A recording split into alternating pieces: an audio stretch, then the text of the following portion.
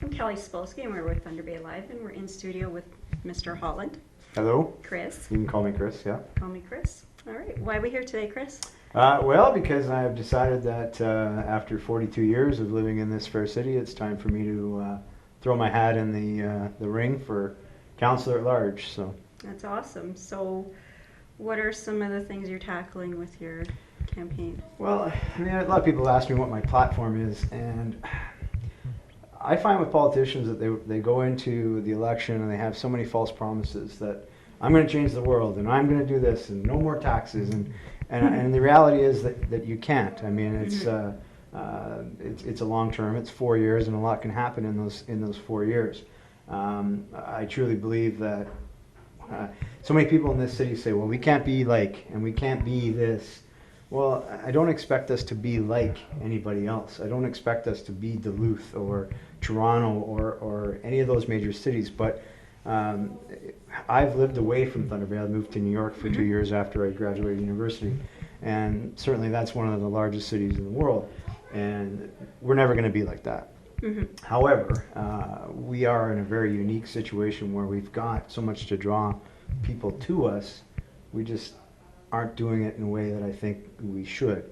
Everyone says, well, people go to Minneapolis because they've got so many people to draw from. Well, really, we're only 6 hours north of Minneapolis, so why not come here rather than going there? Right.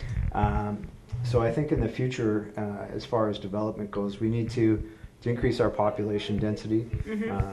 We're losing too many young people, which the city is dying, and I think we need to bolster the youth. And I think, Paul Pepe is a good friend of mine, and I think he's doing a great job of trying to encourage tourism in Thunder Bay. And I think that's, a stepping stone to more things. I think the event center is a great idea. I know that's been a hot topic, and people have asked me what my opinion is on that. And certainly I've sort of looked at both sides of the argument against it and for it. Certainly the location, it's kind of growing on me. I've sort of flip-flopped on that where initially I didn't like the downtown location. There's a lot of issues. I mean, obviously Thunder Bay is what it is. No one likes to walk further than a block to get somewhere. It's so weird to me. And I understand trying to develop this area. Certainly we're on St. Paul Street right now for those who don't know, and certainly this area of town is growing, and that's great.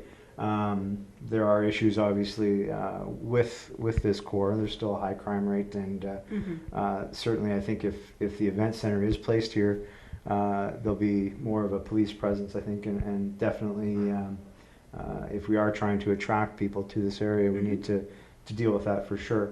Now the Inova Park area was another place that they were talking about building, and certainly that was a good idea, and financially it was a lesser option. But I think I do see the idea of having it in the downtown core. It makes sense. As far as my background, I've got 2 kids. My son's 12 and my daughter is 9, and they're both in school here in town. And certainly I want them to have a future in Thunder Bay. Right. So many kids, in high school now, they say, well, there's nothing here for me, and they're already seeking employment elsewhere, which again is only going to lead to a decrease in the tax population. Basically, is what it is. Did you have a nephew that moved out of town to go to work? I've had, my nephew just moved out of town. He's in BC, and he was a chef here. He had a job here, but he chose to leave. My other nephew is never going to leave the house. Sorry, Derek. Derek. But certainly the employment opportunities in Thunder Bay are, I don't know how to say it. They've gone. Obviously, we've always been a blue collar town with very strong union representation. But I think a lot of the jobs are going away from the city in that realm, which is unfortunate. I've had the union, the Labor Council sent me a questionnaire, which I still haven't filled out yet, but they've got some very interesting questions on what they want the candidates to deal with. And certainly, like I said, my platform is the future. And there isn't going to be a city that can't increase taxes. But in saying that, you can't increase your tax higher than the cost of living, because you know, certainly right now people are saying, well, my house is worth 300,000, but I bought it for 150, and they're basing the fact that they're increasing the taxes on that. Well, just because my house doubled in price doesn't mean I'm making more paycheck to paycheck. Yes. So it's not all relative that way. And I think that in the past few years, the taxes have increased more than the people can handle. Now that being said, if we want to, you know, I'm in small business, and I know that if I want to make money, I have to spend money. And you have to look at the city as a corporation and not just a place where we live. And certainly they have that in mind as well. That if we want to increase our population and attract people to the city, yeah, we're going to have to spend money to do it. Absolutely. Like I noticed at the waterfront where the skate park is, there's like hundreds of kids there all the time. Well, how many people were against that too? That surprises me. Right. I mean, like, the skate park, they were against it, but now I think once it's here, it's like anything.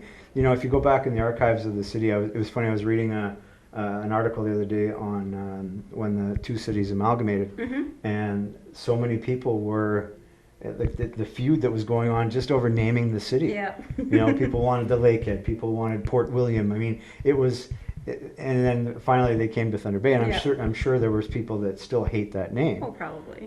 But I mean, the auditorium, there was another argument that went on for years. The games complex. I mean, it's not new to have debate about issues and what's being built in the city. Certainly there's people that, you know, I know that there's councillors now that want to get rid of Strathcona Golf Course.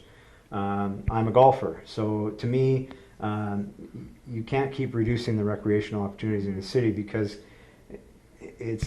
we need those opportunities. We need the rinks, we need the golf courses, we need things to keep people here. You know, I can argue that the city runs old folks' homes. I haven't used the city run old folks' home yet. Well, good. So certainly, just because the service is there and not everybody uses them, Exactly. doesn't mean that you have to get rid of them. Well, my brother's a golf pro. Right. And he's traveled everywhere for golf. Sure. And golf, I don't mind it. I don't like watching it. It's Well, more of a participation type game. Sure. But And I mean, the city, the courses there, people have tournaments. You may go on a fun tournament. You may only golf once a year. I mean, I golf regularly, but we just hosted the Stall Open, and talking to the organizers of that event, the people, it's funny because we're a small town, but when things like that come and people get behind it, it's amazing that we're put on the map in that event as the best spot. And I don't think that the CPGA just said, you know, well, the they're fluff not up Thunder flippant like Bay. that. No. No. So they're not going to go into London next and say, you know, London was the best of all of them. They truly said that Yes, Thunder they Bay opened up, and you know, the support. There were crowds there every day. And Whitewater is beautiful. Oh, absolutely. I mean, it's a fantastic facility. But there were crowds there, and the players aren't used to having a crowd on a Thursday. It doesn't happen, you know. So these guys, they're seeing that, and they want to come back here. Yep. And I think that event will only grow. I think that's As it should. sure. I mean, a lot of positive feedback from it, from what I understood, and the people even came from out of town. We even discussed with a few people what, if I couldn't afford to go, how can I get tickets to go? Right. So they covered every aspect of every Sure. demographic of people, Well, which and was nice. as far as going, I mean, the price was amazing. You know, to get into the event, and everything was just so smooth once you got there. Yeah. It was great. Yeah.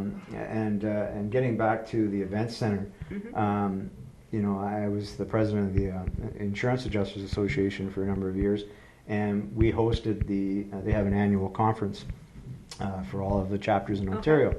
Now, when we hosted the event, we almost couldn't do it just because there wasn't a place big enough to I host follow it. you. So if we want to have bigger conferences and trade shows in that event, or events like that, what do? You go to the gardens, or there's nothing else. Yeah. So if you have a premier facility where you can actually host, you know, we have the Northern School of Medicine, there's no reason that they can't host a conference and have it at an event center where you attract people from all over Ontario or Yes. Canada or the world to come to Thunder Bay. there's no, to me, the whole blinders on of we are this city and that's all we can be, that's hogwash to me. I mean, we are, I mean, we've got so much history here, but we also have so much to build on in the future. I think it's just, and we can't rely on the mining, we can't rely on the Ring of Fire, that they're going to kick that issue around for 10 or 20 years. We can't focus on that. I mean, it would be great if it does come through and things can build on that, but I think in the meantime we need to focus on other issues that are going to be good for Thunder Bay right now. Absolutely. I mean, if you think about it, if you have an incursion of people at the event center, they need to eat, they need a place to sleep, Sure. maybe they want to go shopping. Yep. So that would then build even this area or Sure. whatever other businesses that Well, they're you see the interested in. businesses are coming into town too, you know, like Toys R Us, you know, that whole mall outside the mall that's basically growing in that area That's there. amazing. You know, businesses are coming here, and I think we need to make it a little more accessible and easier for them too. But on the flip side of that, you know, I support small local business. I think Absolutely. they're instrumental to this city. You know, not to name drop, but I've had my skates sharpened at Petrie since I was 5 years old. So and, have I. and I'm not going to go anywhere else. And Yeah. I mean, that there's a small business that thrives, and Thunder Bay is built on businesses like that. And I would hate to see the giant chains take over and absorb them, but certainly they do have their place. And Absolutely. He's been there for a long time. Yeah. Not to say that Tom Petrie's old. No, sorry, no, Tom, sorry, if you're Tom. watching. But certainly, I mean, if you look at, and not to compare us to Duluth or anything like that, but we do. I mean, that everybody does it. You go 3 hours south, and it just feels like you're in a major city, and they have a smaller population. Granted, they do draw from more of an area, but they've done so much more just with the way that the city is actually Their set up. waterfront is, Oh, it's amazing. it's been amazing for 20 years. Sure. I can remember going down and just being astonished at their waterfront, and then coming back here was going like, ew. Yeah. Okay. Well, and we're getting there. I mean, Exactly. You know, people complain about the condos and the hotels and whatever's going to be built down there. I mean, there was a hotel 100 years ago on the shoreline. It's you know, we're coming around full circle. We have a beautiful waterfront. You're right, and I think that slowly the splash pad. My kids skate there in the winter. They're there in the summertime.